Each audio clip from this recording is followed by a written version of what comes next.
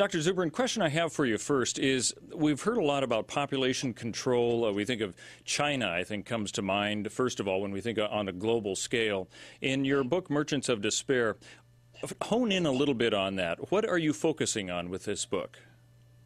What I'm focusing on is the damage that's being caused by people who are saying that we're overpopulated, that we're out of control, that we have to be put under control in order to save the earth or save the weather or something of this sort. We're not in danger from global warming. We're in danger from people who want to engage in mass human sacrifice to prevent global warming. All right, now how does that tie in with population over control?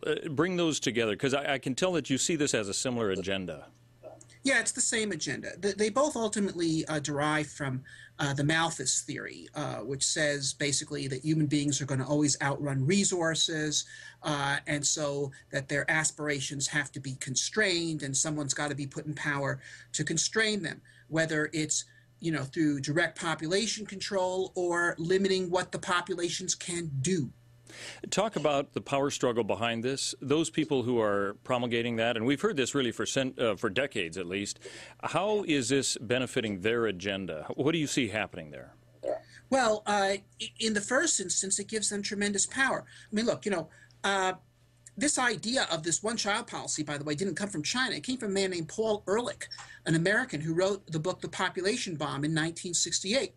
And he said that the United States should create a Bureau of Population that would give or deny permits to Americans to have children, that in order to have a child, you should have to go to the government and fill out the paperwork and get permission. And that's how we can get our population to control. Now, a bill to do that was actually introduced into the Congress with a certain amount of bipartisan support. Fortunately, didn't pass, but it was adopted in China. Okay, now just think for a minute. In addition to the oppression that this does to the people themselves, think of how this empowers the government. You want to have a child. You go to them and say, we'd like to have a kid. They say, well, we've looked at some of the things that you've written and said over the past year, and it indicates to us that you might be mentally unstable. We need to review you for a little while longer. Come back to us in a year, and we'll see how you've behaved. I mean, in other words, it completely puts you under their thumb. And similarly with global warming, if you have to go to the government to get permission to engage in an activity that involves combustion, whether it's an industrial activity or some other business activity or private activity, you're under their thumb. So these are all measures designed to create the basis for totalitarian power. And now, with some of these themes, we kind of see them come and go in the news. Where are we at right now? Do you see this as ratcheting up to some degree, this whole idea, once again, of population control, maybe here in the United States even? Well, population control in the United States, in the way Ehrlich proposed it, is not a near-term proposition. If Obama were to win the election and the majorities were to change in the House, cap and trade legislation to ration the ability of Americans to use fire is a very real possibility. It's openly their program. The United States government is enforcing population control on many third world countries by denying them foreign aid unless they create these programs which involve quotas, and therefore has incentivized these programs to use a considerable amount of muscle behind these programs, including forced sterilization, forced abortions, and infanticides.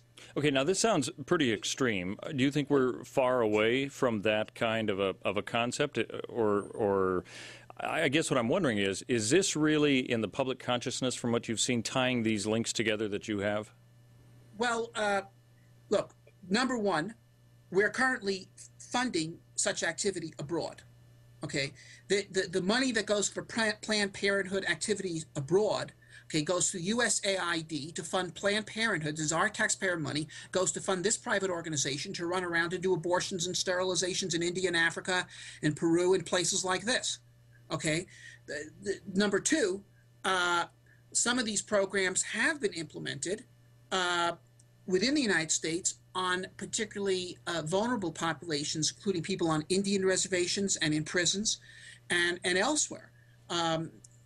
Ultimately, the population control movement goes back to the eugenics movement, which was in the 1920s and 30s, and which was very closely linked ideologically and otherwise with the Nazism, which basically said that human breeding needed to be put under the control of the state to stop undesirable individuals or races from breeding.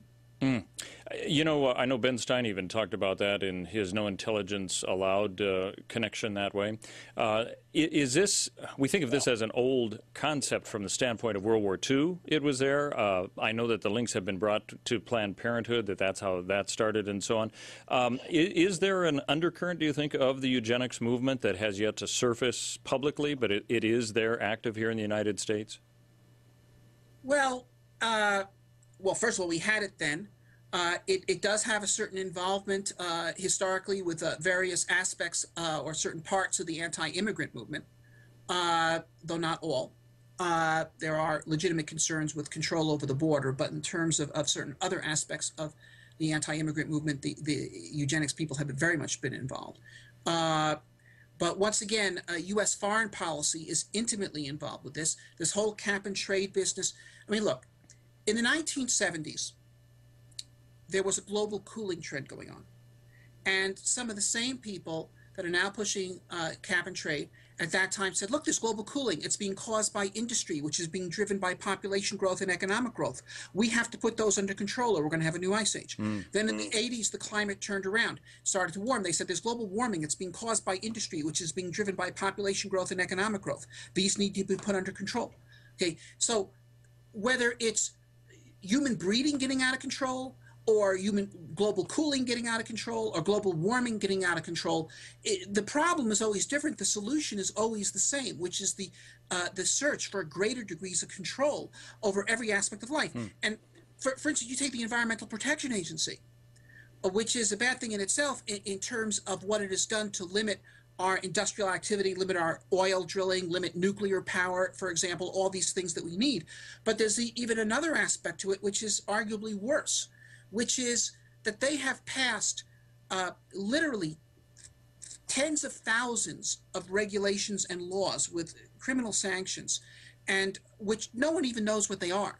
And so any American is vulnerable to being prosecuted by these people. I mean, you've probably seen cases in the news of people being arrested for making guitars out of illegal wood, okay, you know, and little girls for having lemonade stands without a permit, and so forth. And this sort of thing, this is extremely dangerous to liberty. Well, this is a fascinating discussion, tying these things together, and unfortunately, we've kind of run out of time, but you can check out more. Merchants of Despair is the book. Dr. Robert Zubrin is the author of that. Thank you very much. Appreciate that. Tying these things together, I think it gives a bigger picture that we probably haven't seen before. Thanks for being with us today. Thanks for inviting me. Let's do it again.